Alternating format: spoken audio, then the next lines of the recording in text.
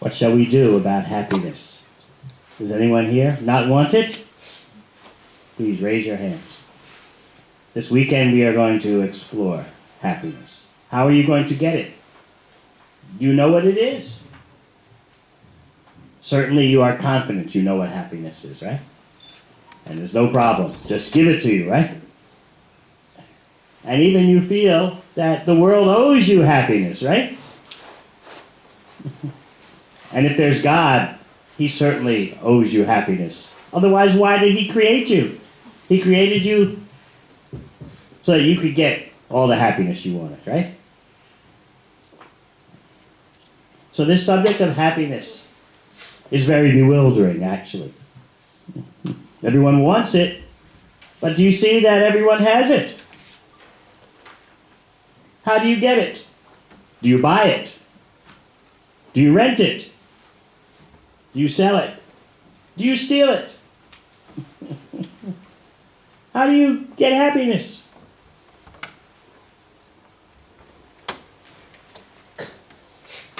If we turn on the TV, go to some movies, or just accept the normal social conditioning that's broadcast into our minds, we think that happiness is like a consumer item. Just think about that. It's an acquisition. You grab it and bring it to you. And you make alliances with other persons to increase your chances for happiness and also to defeat any possibilities of distress, right? That's why you make alliances. Family, marriage, friends, relatives, they're all part of your army. And the purpose of the army is to conquer happiness. So try to see yourself in that way. You may say, oh, I'm just a young, innocent person in my early 20s, early 30s. I'm just trying to be nice and have a nice life. But no, the army is mobilized. You're always ready to conquer happiness. And of course, in order to conquer happiness, you always have to be on guard to beat back distress. So that's the purpose of your personal army. Conquering happiness and defeating distress. So you have your alliances, husband, wife, and the husband, wife think we shall multiply and that will increase the army for conquering happiness. And then there's the relatives, friends, society. Such a big, big complication, all for achieving happiness.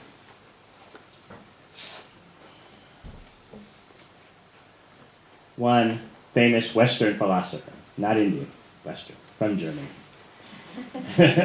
He said that happiness means our power is increasing. I said, oh, that's too gross and extreme. But think about it. He's not simply meaning power in the political or economic sense. He's meaning your personal power to get things in this world, to achieve things, to buy things. So when your power is increasing, you're happy.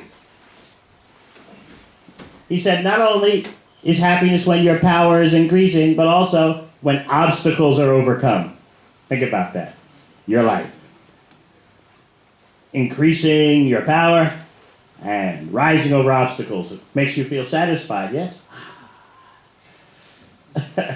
You can hold your head up high. And when your power is decreasing and the obstacles are baffling you, you hang your head low. Oh, what to do?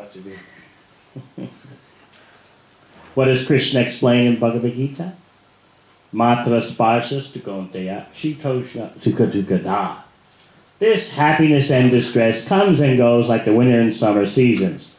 Tam statiksha Someone who is actually a yogi is not disturbed by these constant comings and goings of happiness and distress.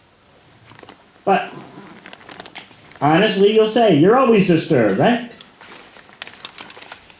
One hard thing to understand. I know many of you are very brilliant and have illustrious academic records. But still, it's difficult to understand how happiness is actually a disturbance. Remind me to talk about that later. It's too much for the beginning. Happiness is a disturbance? Happiness is an agitation? No. Happiness is what it's all about. We want to grab happiness, buy happiness, even steal happiness if no one's looking. And of course, here you are in Australia, and for almost all of you, the relatives are far away, right? So you can do what you want to get happiness and no one will know. Right? You can experiment with Indian happiness, Australian happiness, and everything in between, right? You are free from all constraints and traditions, free from all social protocols, free from all traditions. Now you can experiment how you're going to be happy, your way. Yes? No? Yes. Because after all, even your friends at home will tell you, why did you go all the way to Australia and not experiment with new ways of happiness? Take advantage of your situation, right? No grandmother is watching. Parents can only call on the phone. Maybe Skype video conferencing. Then you can make an official presentation, you know, like a politician speaking on TV. Everything is very nice.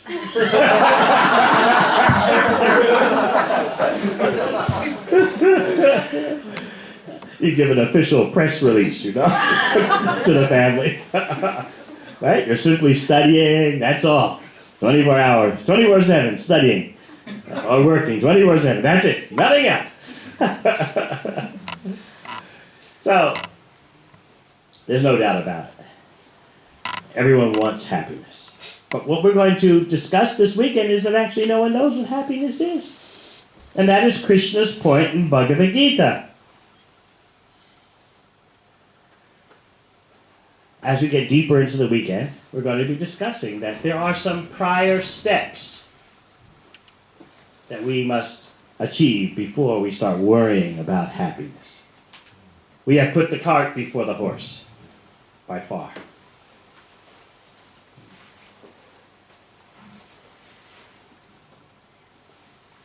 I don't know if many of you here will say that money is going to make you happy, but you're thinking, with the money, you'll get happiness. Maybe money is not happiness, but it helps you to get happiness. What is that happiness that money can help you get? Who can say? Raise your hand. No one's not interested in money or happiness? Entertainment. Entertainment. Why is entertainment necessary? Keep your mind busy. Yes, what were you going to say?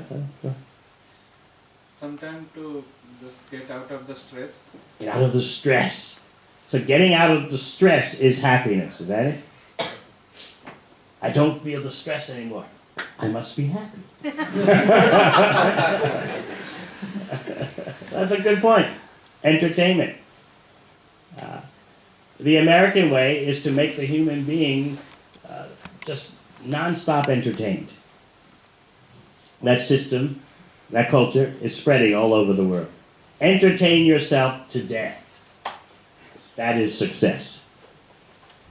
And with money, you can get your big home entertainment system, right? How many inches is the TV now? What's, huh? 70. Who has 70? Raise your hand. No one's going to raise their hand. No one in the room has 70. All right. How many want 70? Raise your hand. Too early in our weekend for you to be honest. All right. 60 inches. Raise your hand. No? Okay. 50? All right, now 40. Come on. Thank you. One honest person. Entertainment, yes. What else can money do to make you happy? You think, or you might think. Pay your bills. Huh? Pay your bills. You're happy paying the bills?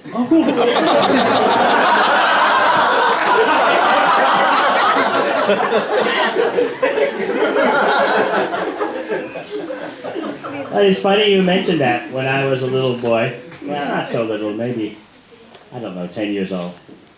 And this is before the internet, of course. So all bills came in the mail. And so my father had a special antique small desk.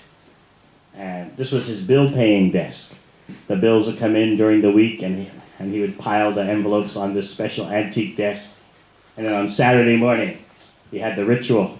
He would take an ornate letter opener, with an ornate handle, and he would split the envelopes open, and he would write out checks to pay all the bills and mail them off in the envelopes. It was done on a special desk, very antique. So I was asking him. I said, Father, what is so nice about paying these bills? Of course, we're not criticizing fathers who are responsible, but I was just curious about the emotions of it all.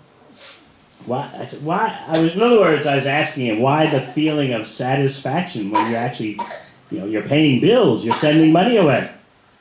He said, oh, you will find out one day.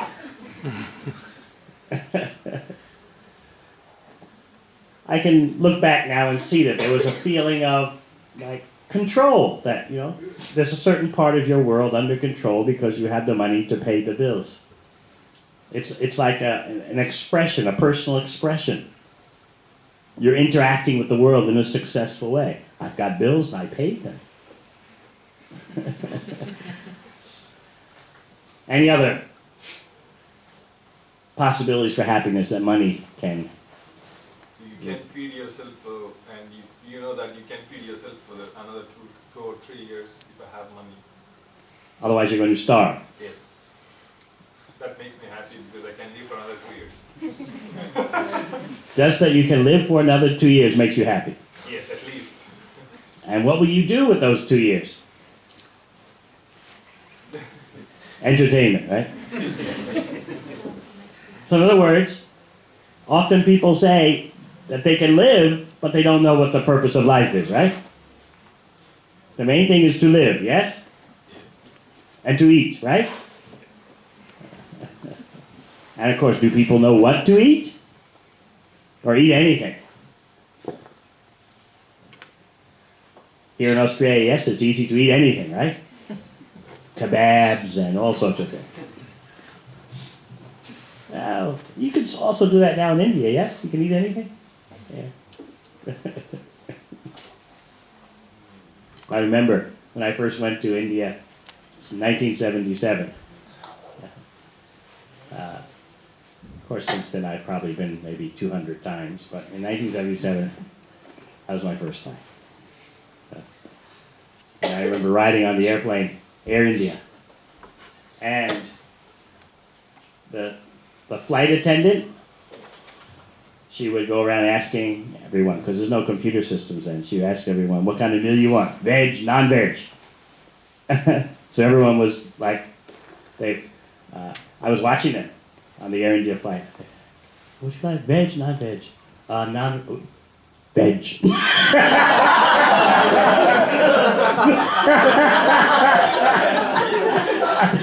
have to keep the profile, They're about to say non-veg, but then, it wasn't respectable to say that out loud, So they quickly say, veg.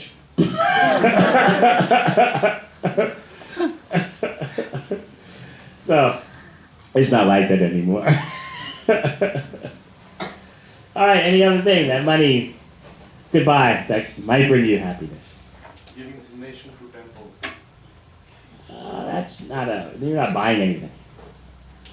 You can serve people. Huh? You can serve those people. Serve other people?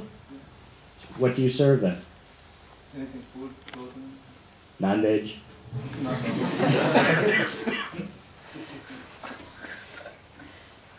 So you mean like welfare activities, social welfare activities. So you all are going to school and you're all accepting employment and wanting PR so you can do simply social welfare activities. Is that so?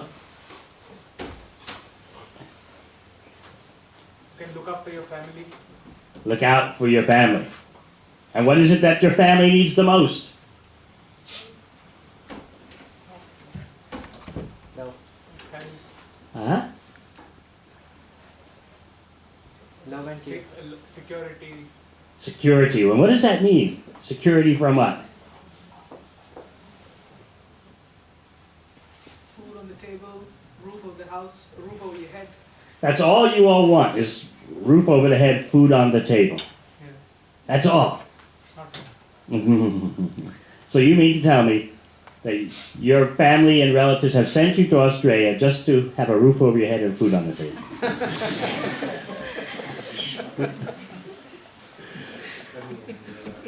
Of course not. You are supposed to get more. So what is that more that you're supposed to get? Who will be brave and honest? What is that more? Ladies can also speak. Remember, this is Australia.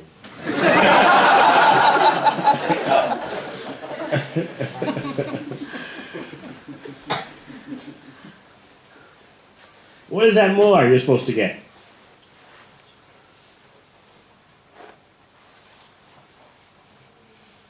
No one wants to Status in say. the society.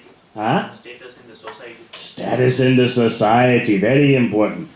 Prestige, social respectability, right? Upward mobility. That's very important. You want to be known as nice persons who have succeeded, yes? When you walk by your friends and relatives, you want to see that they recognize that you have succeeded, right? You have done everything nicely, right? Isn't that so? Yeah. You don't want to walk by and people look at you like you're a material failure. Right? You lost your job, or you didn't finish school. Or even still, if there's divorce, it's not so acceptable now, although it's changing. Still, oh, you're a family failure. So respectability is very important. How others are seeing you. What else can money buy for you?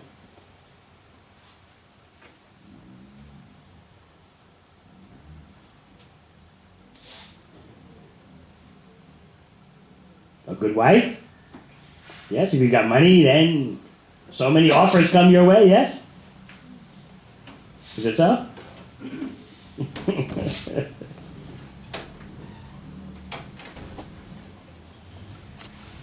Now, do you think that you're going to be happy in this way? How many of you think you're going to be happy getting all those things we talked about? All those who think you're going to be happy getting those things we talked about, raise your hands. What's happening? Okay, 1, 2, okay, 3, 4. Maybe comparatively happy. Compared to what? Like now. Compared to now. Yeah, like So your goal is that in the future, by getting these things, you're going to be happier compared to now, right? And how happy are you now? You have to make the comparison, you know? How happy are you now? I don't know. On a scale from 1 to 5. Maybe 3.5. 3.5. Okay. So with more money, you'll go up to 5, huh? And no chance of going down to 1. No one gets stressed out by working, right? Right? How many of you, when you're going to work in the morning, you float through the door of your office? I am here. Work.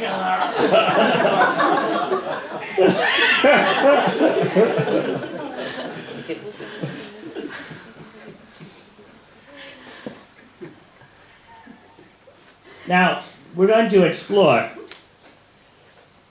the angle of the consumer, because that's what it's all about.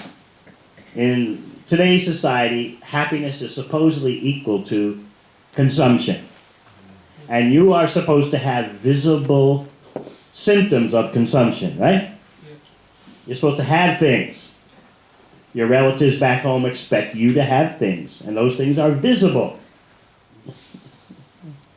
All right, it's nice to have money in the bank, but still you have to have some visible icons, right?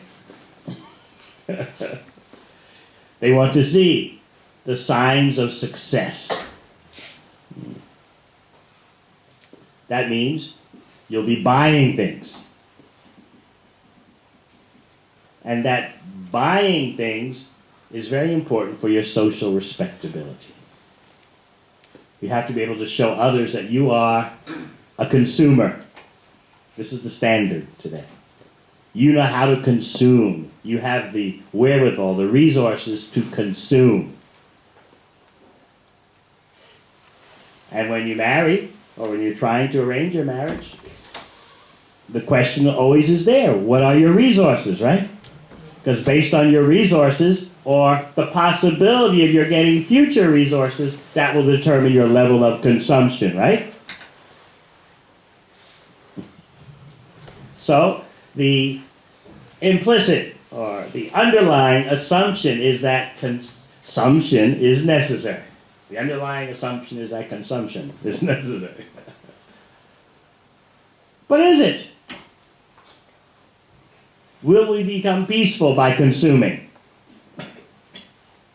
All the pressure of society is on you. Consume, consume, consume. You can buy the things that will make you happy. All right, you can't buy happiness directly, but you can buy things that will make you happy. And then what's coming? It's already here for many years in Australia, but it's also coming to India, that relationships will become like consumer goods. When you get tired of a relationship, you change it, but you get a new one. Pick it off the shelf. And you can be on your 3rd or 4th relationship. What's the problem? You just keep changing them because they don't last, so you just keep changing. So let's look at the attitude, the mentality of a consumer, because that's what's affecting us. I don't know how many of you realize that. Consciously or unconsciously, you have been molded into consumers who feel that it's necessary to consume, to buy things and use them, dispose them, and get more new things.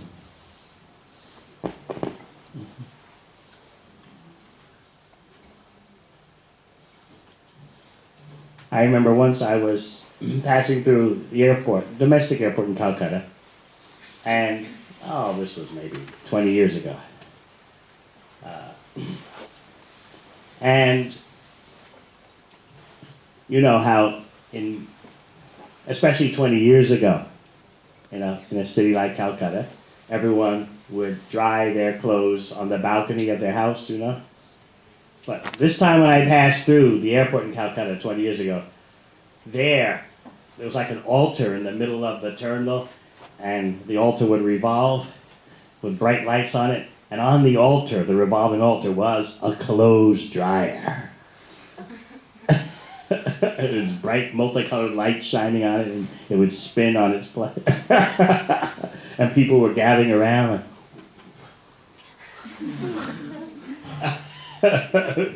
In other words, we have been backwards. We have been drying our clothes on the balcony. How can we live without this clothes dryer? That was 20 years ago. There's always something more that you have to have, otherwise you're not respectable, right? To look at yourself as a consumer who has bought into this vision, it takes some courage. Let me warn you, though, that becoming a devotee of Krishna, following Krishna's instructions, doesn't mean that you have no possessions. Everyone needs something in this world to maintain the body. So what Krishna is telling you in Bhagavad-Gita is not that you should live like a beggar in the street. No, but simply that consumerism, materialism isn't your main purpose in life. You have to live somewhere, you have to take care of the home, take care of the body, take care of the family. But what is your main purpose in life? Activities for spiritual advancement, because that's what will bring you happiness. I have to say like that because in so many weekends that we have here, I noticed that people think automatically, if you are criticizing the idea of being a consumer, it must mean you want us to live with nothing. They go from one extreme to the other. It's either all or nothing. But what Krishna is talking about in Bhagavad-Gita is a balance. The famous verse in the 4th chapter. Yada yada hi dharmasya glanir bhavati bharata. Krishna says, whenever and wherever there's a disturbance to the balance of material and spiritual activities, he comes. Dharmasya glani means there's an imbalance. Too much emphasis on material affairs. We're neglecting our spiritual duties. So then Krishna says he comes. He speaks Bhagavad-Gita. So please, let us recognize that we are not saying you should have no roof over your head, no food on the table. Yes, you can even have a clothes dryer. But we are talking about what is the main thrust of your life. By the way, how much of our life is dedicated to accumulating things? It's good to take a look at all the things that we're going to accumulate over a lifetime and see it right before our eyes. And that way we can have an honest discussion about happiness. We're going to watch and see what is the sum total of our lifetime's consumption. We had a retreat last weekend in Sydney, outside of Sydney, and I showed this, and everyone was just speechless. Oh my God. Because you could see right before your eyes the whole life's consumer goods that you're getting. The numbers are given in gallons and miles and like that, but I think you can calculate very quickly. Pounds instead of kilos. Would you like to see how your life, your whole life would be in terms of everything you're going to use for a lifetime existence, average 77 years? Would you like to see that? All right.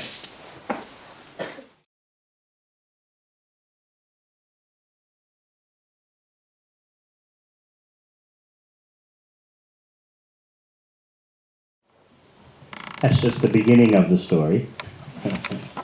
So I hope you're starting to get an idea of what a life is like as a consumer. Now, once again, let's talk about happiness. Is happiness in the individual acquisition of all these things? Or perhaps you might say happiness is when a group of you are getting those things together. And is there something more to life than just what you saw? This is the question you have to ask yourself. What are you after? What are you trying to do in your life? Are we just blindly following the general masses? Are we just blindly following programming that we've received from television and the media? What are we actually trying to achieve? If we want to be happy, is consumerism the way to be happy? Or is the respectability that evidently comes from consumerism, is that going to make you happy? What is the story of your life? We want to face that story this weekend. What is your life about? You know, when you go to see movies, there's always some like blurb, some advert, a few sentences, what the movie is about. So what would such an advert about your life story, the movie of your life say? He was a nice person. She was a kind person. What will your life story movie say? How will you summarize it? What do you want to be known for?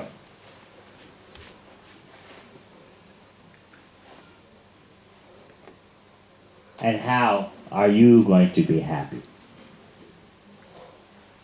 Don't you think that we should first try to understand what is happiness? And in that way, we can get happiness for ourselves and for our family and for society. So we need to take the time to actually analyze. And in this way, we'll become more enthusiastic about our spiritual development. Once we face the facts, just like in this DVD, they were giving you the facts. Of course, not all the facts corresponded to your life. I don't think anyone here is hot dog crazy.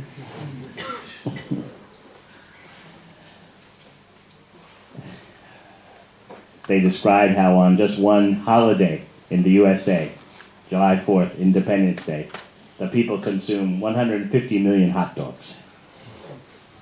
All right, so you're not into hot dog happiness. But what is the mantra for your happiness? And don't say that you're chanting Hare Krishna all day long. What is your mantra? What is the happiness you want? What's it about? Experience different things. Huh? Experience different things. Like coming here was experience. Coming where? Coming here in retreat. Ah, okay. And what kind of experience did you expect? Just hearing different things, yes? Yeah. That you wouldn't think of ordinarily, right? Yeah. Okay, that's good. We're glad that you came. And please, bring an open mind. Because we want to go deeper. We want to go beyond the way that people usually think. So please don't mind. What is your life about? Are we just blindly following? What do we hope to get? I'm sure so many of you plan to have families if you don't have a family already. So what is it you're going to pass on to your children?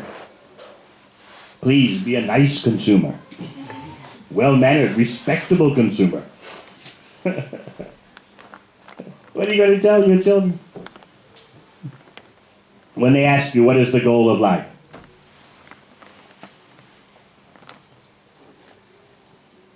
So we need to think about these things. So when we come back this evening, we're going to be discussing how there's many things, or at least a few important things, that we need to do before we even consider being happy. What do you think about that? Maybe we are living a distortion. We're going to discuss Krishna's presentation of the science of happiness from Bhagavad-Gita. And there are things that we need to do before we can even dream about happiness. But very few people know this secret. They think you get happiness just like you get some consumer good. Just reach out, you got happiness in your hand. It's not like that. Who told us this illusion?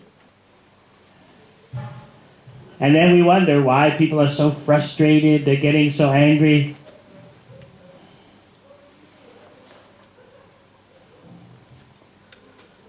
Even when sometimes you get what you want, you're still not satisfied? Have you ever noticed that? Or is it always that as soon as you get what you want, I'm so satisfied? Anyone's felt like that? Sometimes. Give me an example. Sometimes. But not all the time. Give me an example of when you got what you want and you felt satisfied. This is it. When I got a job. And you got a job. Okay, you were satisfied, but then you have to go to the job.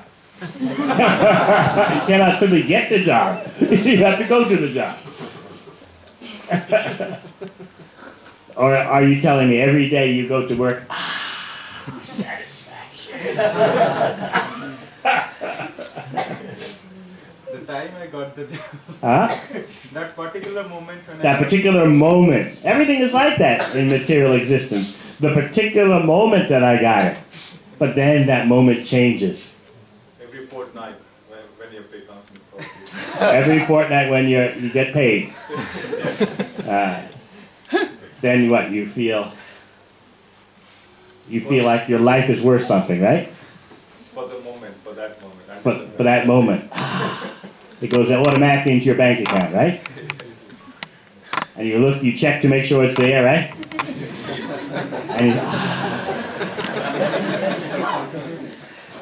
And how long does it last? The money.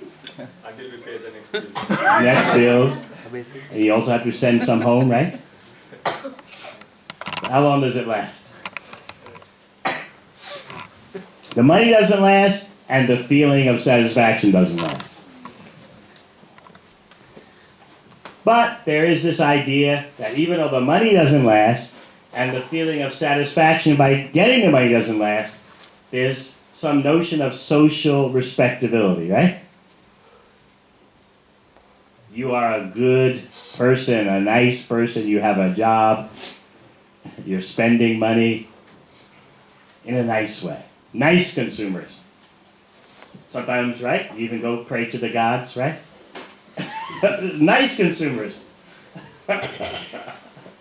Not yet Australian style, right? That's gross consumerism. But what we want is refined, respectable consumerism. With some culture, right? Huh?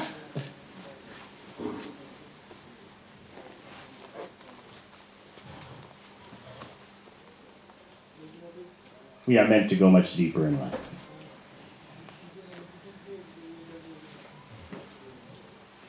As we break for this morning, please understand that this idea that happiness is out there just for you to grab it is totally false.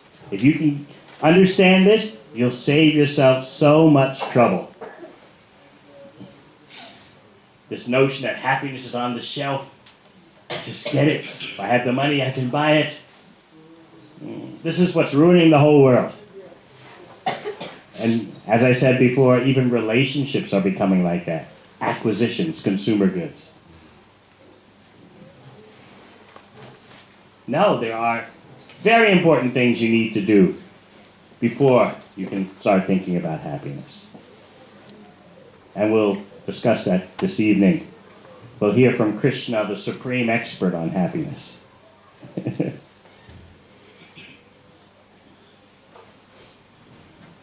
So hopefully this weekend will be a turning point in your life. And if you take it seriously, I guarantee you can save yourself so much trouble, so much illusion, if you can master these lessons from this weekend. All right. Thank you very much. Hare Krishna.